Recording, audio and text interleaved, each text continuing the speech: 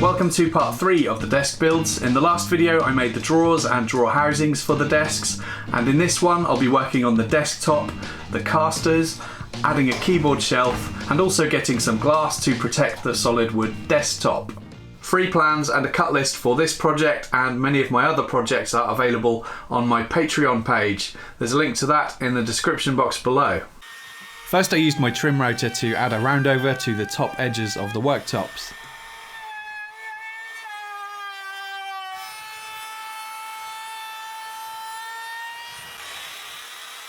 I then brought them into the workshop so that I could sand everything smooth and remove any burn marks left by the router bit.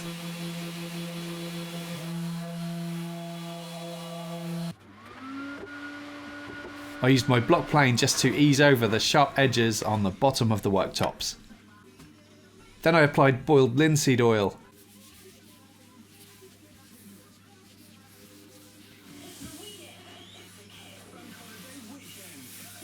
I did this to both the top and the bottom, mainly because I was concerned that oiling only one side might cause the worktop to start cupping, and obviously I want the worktop to be as flat as possible. I still had some issues with cupping though, and I'll talk about that later in the video. It looked really nice, especially the corners. The oil raised the grain slightly, so I used some 400 grit wet and dry paper to smooth over the worktop once the oil was dry. And then I wiped away the dust. I then applied some spray varnish as a top coat to make the worktop more hard wearing and more resistant to moisture. This stuff dries really quickly, usually in around 15 minutes at the most. I applied 2 coats, denibbing lightly in between each coat with some 400 grit wet and dry paper to keep it nice and smooth, and then I applied a final coat. I added my maker's mark to the bottom of the worktops.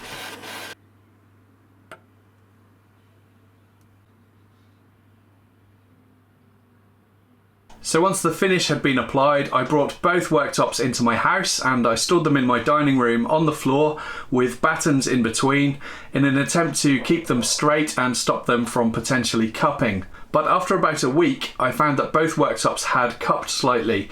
One developed a hollow in the centre, which was about 5mm lower than at the edges, and one in the opposite direction by about the same amount. I was really worried about it because later in the project you'll see that I'll be adding a piece of glass to the tops to protect the solid wood worktops. And obviously glass is flat, so the worktops needed to be flat too. There'll be more about the cupping later on in the video. The next job was to find a way to mount the castors to the right hand side of the desks.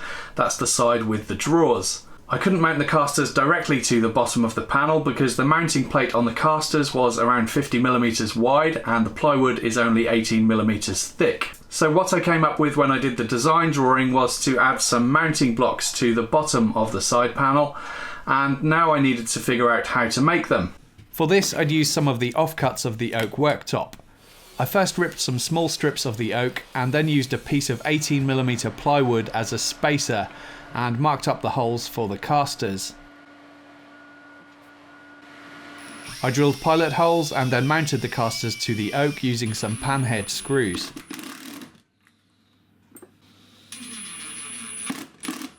Then I removed the spacer and trimmed the edges at the miter saw using a push stick to help keep my hands a safe distance from the blade. I added a roundover to the top outside edges of the blocks using my block plane. Then I could push them onto the bottom of the panel. I drilled a pilot hole for a screw and then changed to a 10mm drill bit to widen the opening of the hole. Then I added a screw through the first block, through the plywood and into the second block on the other side, and then I used a 10mm dowel to plug the hole after adding some wood glue. I could then trim the dowel flush with my Japanese pull saw. To clean up the end grain on the dowel, I used a chisel. And then I added some boiled linseed oil to match the finish on the rest of the desk. Next I decided to assemble the desks, and once fitted I hoped that if I left them alone for a week or so, they might settle into being flat again. In part 2 of this project I drilled these 15mm holes, which I think should help the solid wood worktop to expand and contract as the seasons change. I used a large washer and screws to attach both the shelving side of the desk and the drawer side of the desk to the worktop.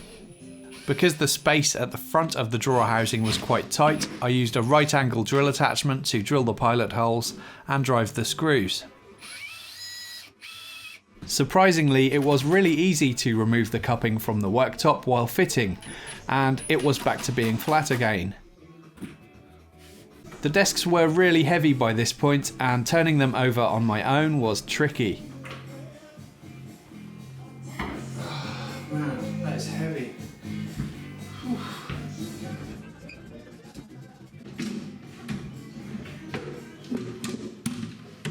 I left the desks fully assembled for another week in my dining room.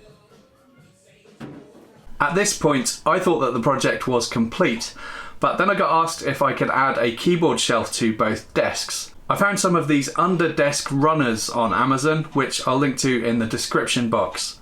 I wasn't actually aware that these existed, so I'm glad I googled it, and they looked to be an ideal solution for what I needed.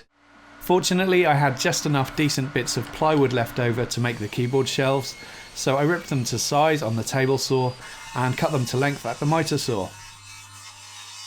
Then I needed to find some oak to trim the shelves with, and whenever I use more of this oak, which came from some old hat and coat stands in my videos, I get a few comments from viewers who've been watching my channel since the very early days, and it always makes me smile that those viewers are still watching my channel.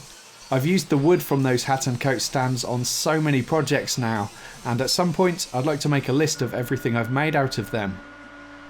Then I could glue on the trim pieces and sand everything smooth using a 120 grit disc. So here are the keyboard shelf runners, and they didn't come with any fitting instructions, but they were pretty straightforward to fit. I drilled pilot holes and screwed the runners onto the side of the shelf.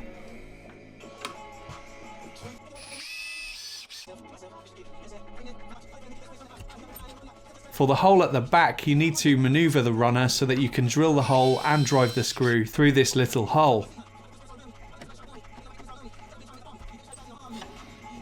Then you attach these L-shaped brackets to the sides of the runners, and you can see here that there are different holes so that you can set the height of the shelf to where you want it, and that gets secured down with a small grub screw.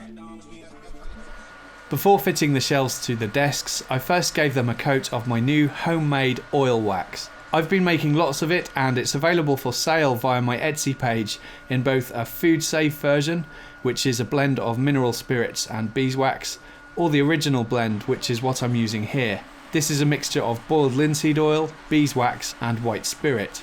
If you're interested in buying some, there's a link in the description box to my Etsy page. To fit the shelf, my first thought was to try and clamp it to the worktop so that I could add screws from below. I did this mainly because the desk was really heavy and I didn't want to flip it over again on my own. I'm using an extension drill bit to drill the pilot holes and some more panhead screws to secure the L brackets to the underside of the worktop. But I soon saw the error of my ways and decided to flip the second desk over to fit the shelf, which was far less awkward.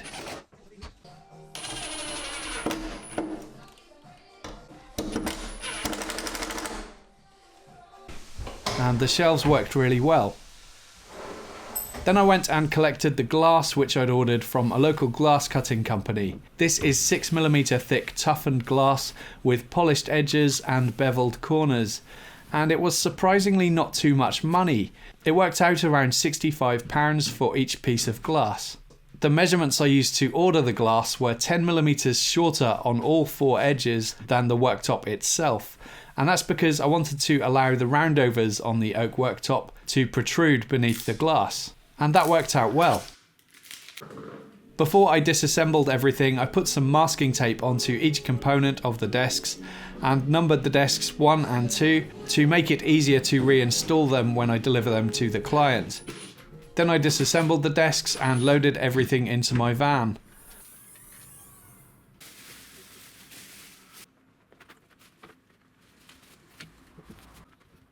I sandwiched the glass in the middle and used some towels and stuff to make sure that it wouldn't move around too much, as obviously I didn't want to get there and find it broken.